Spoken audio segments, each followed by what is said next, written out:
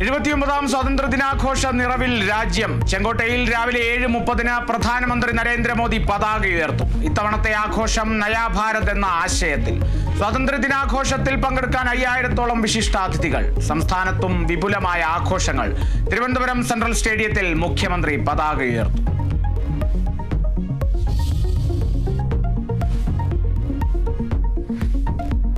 ജമ്മു കാശ്മീർ കിഷ്ത്വാറിലെ മിന്നൽ പ്രളയത്തിൽ മരിച്ചവരുടെ എണ്ണം 45ആയി. മരിച്ചവരിൽ 2 CASF ജവാന്മാരും 200-ലധികം പേരെ കാണാതായെന്ന് റിപ്പോർട്ട്. കാണാതായവർക്കുള്ള തെരച്ചിൽ തുടരുന്നു. മോശം കാലാവസ്ഥ രക്ഷാദൗത്യത്തിന് ദുഷ്കരം.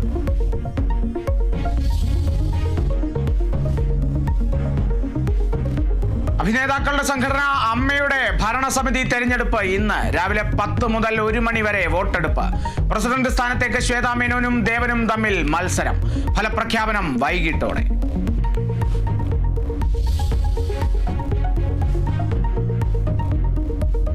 ആലപ്പുഴയിൽ മദ്യലഹരിയിൽ മകൻ മാതാപിതാക്കളെ കുത്തിക്കൊലപ്പെടുത്തി. മരിച്ചത് പനവേലി പുരയിടത്തിൽ ആഗ്നസ്, തങ്കരാജ് എന്നിവർ.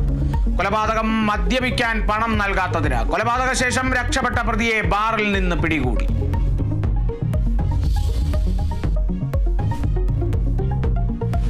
റഷ്യ-യുക്രൈൻ യുദ്ധം അവസാനിപ്പിക്കുന്നതിൽ ട്രംപ് പുടിൻ നിർണായക കൂടിക്കാഴ്ച ഇന്ന് അലാസ്കയിൽ. ചർച്ച ഫലപ്രദമായാൽ അമേരിക്കയുടെ മധ്യസ്ഥതയിൽ ത്രികക്ഷി ചർച്ച നടത്താമെന്നും ട്രംപ്. US റഷ്യ രാഷ്ട്രത്തലവന്മാർ നേരിട്ട് കാണുന്നത് 4 വർഷത്തിന് ശേഷം.